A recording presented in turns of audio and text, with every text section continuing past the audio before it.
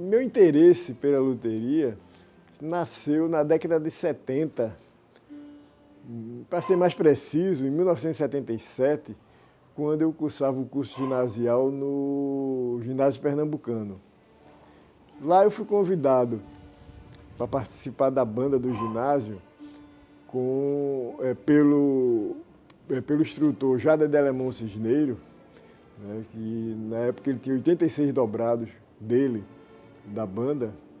Aí ele me chamou para fazer parte da banda e eu aceitei. E foi aí que eu tive meu primeiro contato com a leitura musical. E vi que eu poderia fazer operações matemáticas com fração, né? E foi uma coisa que me encantou, né?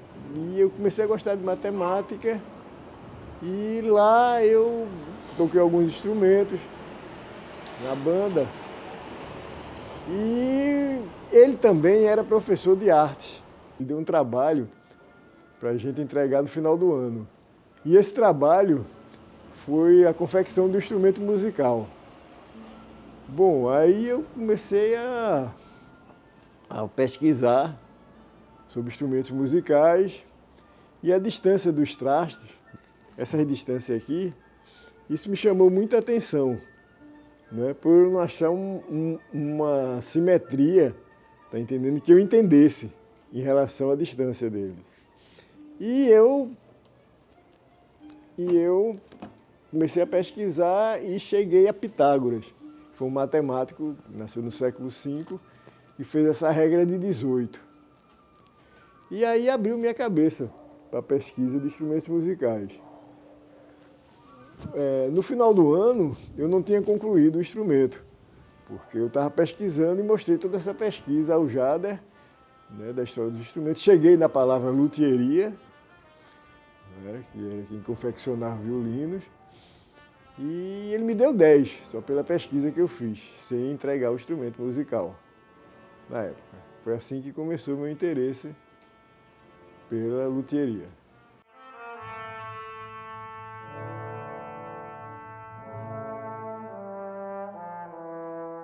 Luthieria é a profissão, luthier profissional. A luthieria ela nasceu pela necessidade, certo, do europeu de normalizar, de estandardizar o instrumento musical, o violino, no caso. Porque o violino, na época, ele não tinha medidas exatas. Ele era confeccionado pelo tamanho do braço do executante. E isso até 1700 era assim, certo? E no século XVIII, né, em 1700, houve essa necessidade, já que a música erudita já estava sendo divulgada aqui nas Américas e o europeu sentiu necessidade de mandar esses instrumentos musicais, de vender, de fazer um comércio de instrumentos musicais aqui, né, e de difundir as orquestras sinfônicas. E como se passava 6 meses para um navio chegar da Europa até aqui, em média, seria impossível você tirar a medida do braço do executante, depois mandar. Aí teve essa necessidade de normalizar. Na época, na Europa, quem construía instrumentos musicais era as famílias que confeccionavam alaúdes. Que alaúde, em italiano, quer dizer lute. Lute quer dizer alaúde. Aí eram os lutes, eram chamados lutes que fabricavam os alaúdes. Como a França e a Itália eram pioneiros nisso aí, na construção de instrumentos, eles uniram forças, né, e se deu o nome de lute com o sufixo francês ier, quem faz alaúde, para que fosse estandardizado os violinos. Eles começaram a dar as medidas dos violinos, como a gente tem hoje, que é inteiro, 3/4, 4/4, né? Um terço, meio. E assim foi que surgiu a palavra luthier, pela necessidade, não é, de se comercializar os violinos. Para que o violino virasse produto, a luteria nasceu para isso.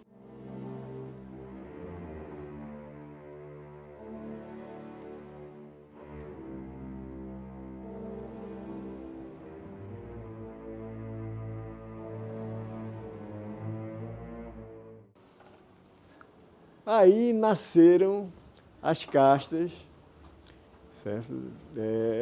Da luteria, né? A primeira família, as primeiras famílias foram o Amate, os Guarnieres, tá entendendo? Depois vieram os Stradivarius, que já foi discípulo do Amate, e aí foram se formando os construtores e os de violinos já sob medida, já estandardizados. Chegando aqui no Brasil, a gente tem vários aqui, luthiers que vieram da Itália, da França, várias famílias. No meu caso, a minha foi a de Guido Pascoli, né, que era um luthier carioca, de família italiana, né, que deu origem a vários outros luthiers aqui no Brasil, né, como o Pedro da Paraíba, também veio de Guido, né, aí começaram as castas aqui.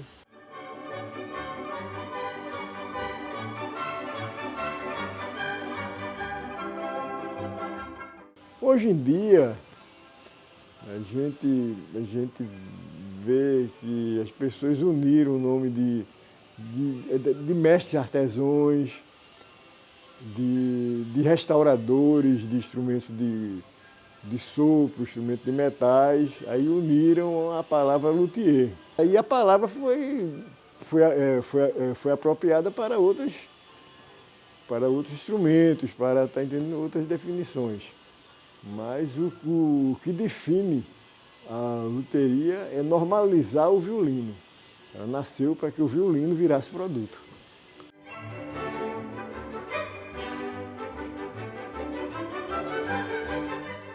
Aqui no Brasil, a luteria foi difundida, né, foi bastante divulgada no Sul e no Sudeste. Aqui no Nordeste, ela não é comum. Eu fui formado pelo Conservatório Pernambucano de Música, né, pela Escola de Guido, mas eles não utilizam isso aqui, né? Um exemplo que isso dá muito certo aqui no Nordeste é que na década de 80, pelo incentivo de Tarcísio Buriti, na Paraíba, a Orquestra Sinfônica de lá, até hoje, é uma das melhores orquestras do país. O que é que Tarcísio fez? Ele trouxe um luthier, né, que fez um curso com Guido lá no Rio, que era um paraibano, que era o Pedro, e instalou na Orquestra Sinfônica da Paraíba. E aí ele pôde trazer professores de fora para ensinar. Porque como é que você vai ensinar música sem instrumento musical? Sem um instrumento musical adequado e regulado? Nenhum professor de gabarito vai ensinar numa escola onde não tem instrumento musical, a não ser que seja professor de coral, né? Mas se for um professor que ensina violino, como é que ele vai ensinar numa escola onde não tem violino? Foi assim que Tarcísio Buriti conseguiu trazer os chilenos, que fazem parte até do Quinteto da Paraíba, foi tendo instrumentos musicais lá para eles desenvolverem um ensinamento musical. Isso é fato, né? Comprovado aqui pertinho da Paraíba. Quer dizer, uma escola de música que não tem instrumento musical, né? E que não... Qual é a razão dessa escola? Qual é o fundamento da escola? Aqui ainda não se entendeu isso, por isso que não sai do canto. A coisa sempre emperra ali, né? Por falta de assumir uma luthieria, né?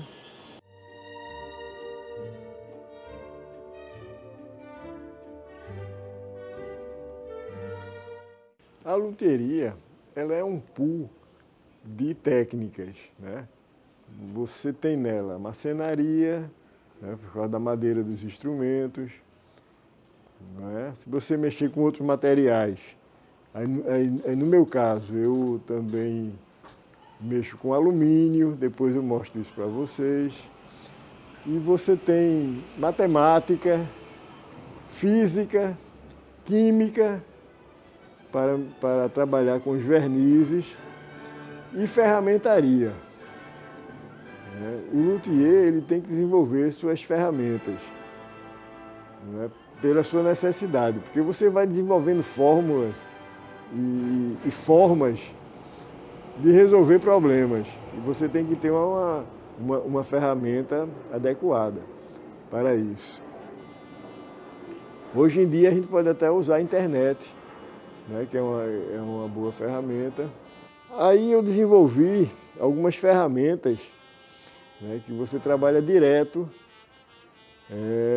com a parte de madeira, com a parte de alumínio, como eu disse que trabalhava na época, no caso.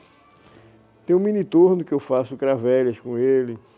Tem uma politrija do polimento no instrumento. Tem um esmeril para afiar as ferramentas. Tem uma mini serra de bancada que eu desenvolvi também. Dentre outros, né, materiais.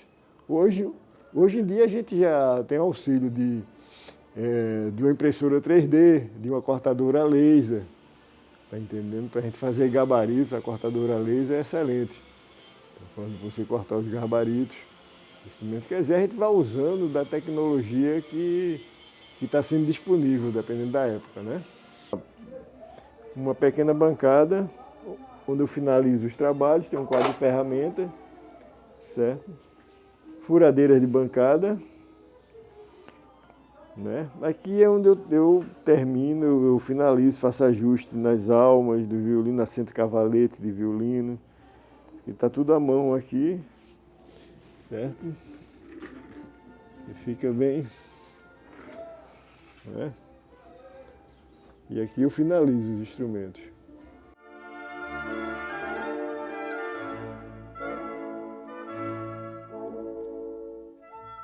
Aqui é um material de pesquisa dos novos instrumentos que eu desenvolvo aqui, que mais tarde eu falarei nele.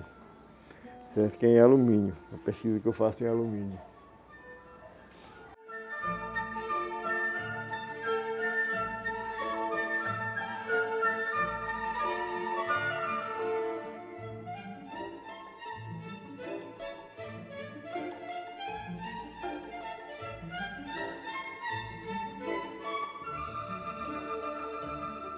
A luteria ela tem duas que eu posso chamar de vertentes, né?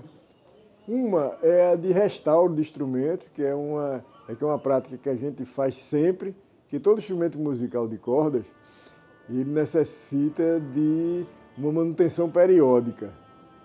Eu até desenvolvi um combo de serviços que eu chamo de balanceamento harmônico, né, para isso.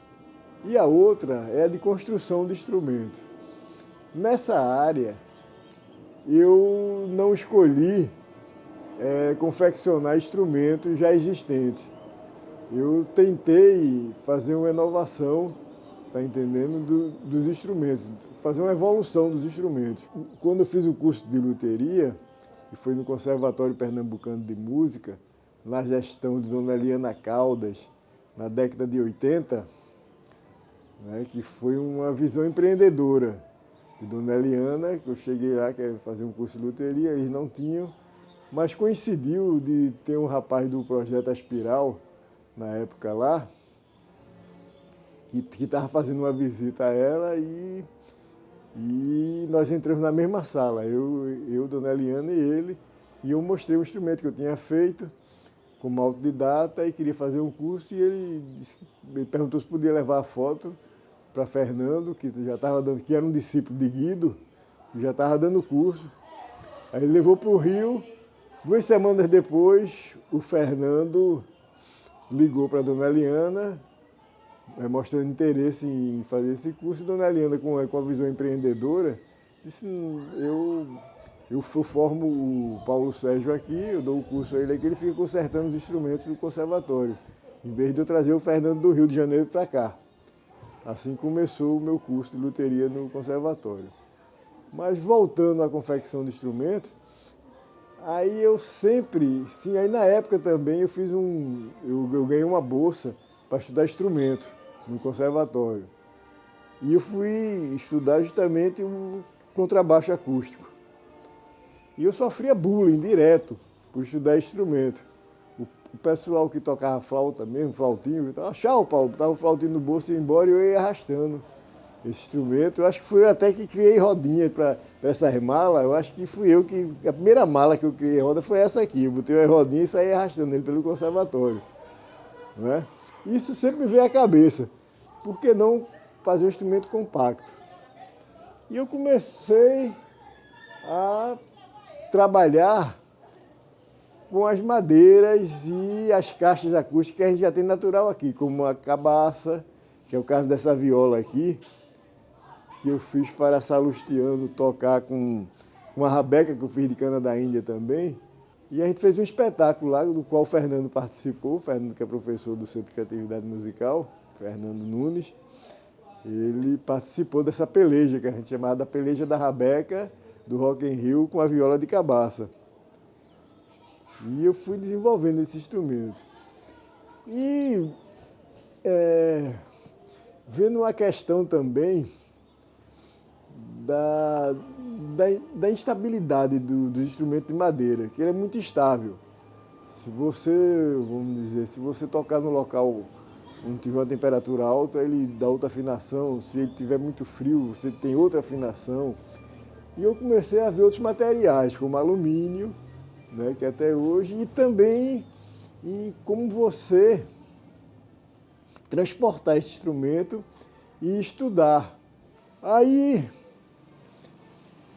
essa questão da destempere dos instrumentos, né, que eu estava falando, e da criação desses outros com as caixas acústicas naturais daqui do Nordeste, que é a cabaça, a coité. A gente fez a peleja, que foi um espetáculo com o mestre Salustiano, com a rabeca que eu fiz para ele levar para o Rock in Rio. E na volta a gente fez essa peleja aqui, que ele estava inaugurando a Casa da Rabeca do Brasil, e ficamos mais de um ano, não foi, Fernando? Todo domingo tinha essa peleja da rabeca lá na casa da... Tinha essa peleja da viola com a rabeca na Casa da Rabeca do Brasil, lá na cidade de Tabajara. E eu vim sempre tentando fazer uma evolução no instrumento musical. E um instrumento onde o aluno, que seja mais compacto para o aluno, mais fácil de transportar, com uma afinação correta e até que se comunique com o smartphone a posteriori. Eu estou vendo isso até com o pessoal do Mustic, o pessoal do Sim. A gente está vendo como a gente fazer essa comunicação com o smartphone, né? Que é um instrumento que eu chamo de régua 6. É como se você tirasse a escala de um violão e você tocasse com ela.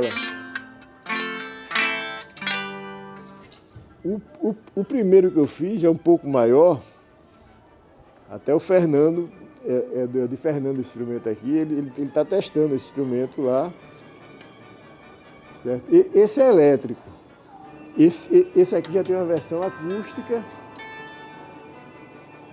esse aí é elétrico, você só vai ouvir o som dele elétrico, certo? Esse aqui já tem uma versão acústica.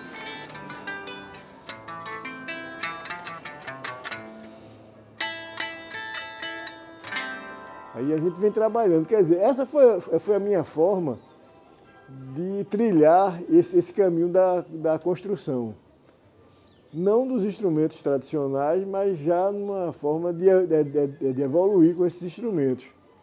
Assim como o Smitak fez aqui, como o próprio Guido fazia essa pesquisa em instrumentos, quer dizer, a minha luteria é os dois pés na de Smitak, vamos dizer assim, do Alto Smitak, né, que foi um dos grandes aqui que fez essa evolução.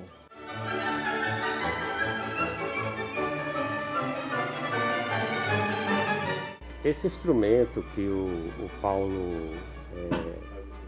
assim, está desenvolvendo, que é o Régua 6, Quando ele me falou sobre a possibilidade de assim, fazer um teste, né, com esse instrumento para ver as possibilidades que ele tinha, assim, para mim foi uma experiência assim, super interessante, né? A começar pelo seguinte, primeiro por ser assim, eu sempre tive experiências com instrumentos de cordas, assim, dedilhadas, né? Violão, guitarra, né? Então tem a questão da caixa acústica, né? Que inclusive o primeiro que Paulo me apresentou, ele não tinha esse suporte aqui. Não é essa peça aqui que ele adequou, né? Para poder ter esse posicionamento aqui, né? O que eu achei super bacana é porque é como uma coisa, de certa maneira, assim, com um poder de inovação assim fantástico, né?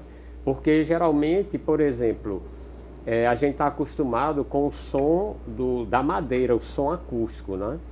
Então você não vai querer soar aqui o som da madeira, né? Então, quando você agora tem essa possibilidade de amplificar, não é?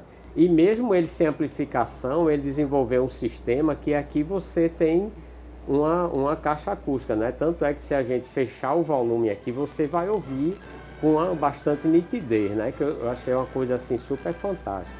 E fiquei muito contente por esse aspecto também, não é? E assim ele se tornou assim bastante confortável assim com, né, com digamos assim, com essa vivência, esse amadurecimento, né? Porque bem, a gente ultrapassou uma fronteira agora, né? Que a gente, né, tinha assim com o instrumento e agora tem em mãos isso aqui, né? Por exemplo, uma peça como essa que você super prático e tem a caixa dele, né? Que é também super assim prático de transporte. É que de repente.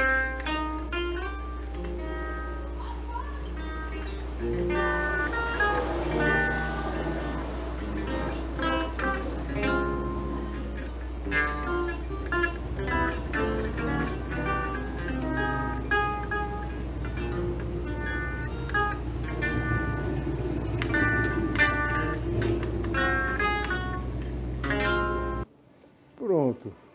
É como o professor Fernando estava falando, essa parte de ergonomia, isso aí é que a gente vem debatendo, conversando muito, tá entendendo? Dessa forma, tá entendendo, didática que ele toca, que tá entendendo, que é muito importante, muito interessante a gente seguir, não é? E que ele sentiu-se confortável com essa forma, e isso para mim é tá entendendo? Já é um grande passo, não é? E a gente vem buscando novas maneiras, novas, tá entendendo? Saímos realmente da caixa do instrumento, tá entendendo? A gente deixou essa caixa, aliás, está indo para trás, estamos caminhando em novos recursos, em novas formas.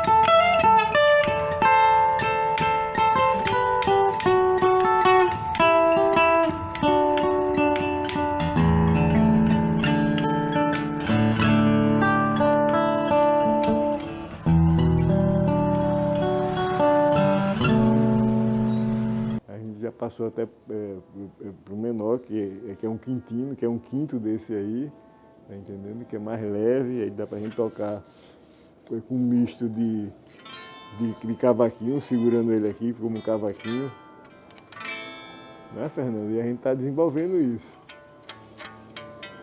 Aí a gente pensamos em levar isso para as escolas, para a gente ter esse feedback dos alunos, que é muito importante para a gente, né, Fernando? O feedback do aluno é uma coisa muito importante. E quem sabe se numa lei Aldir Blanc dessa da vida aí, a gente consiga levar isso para as escolas.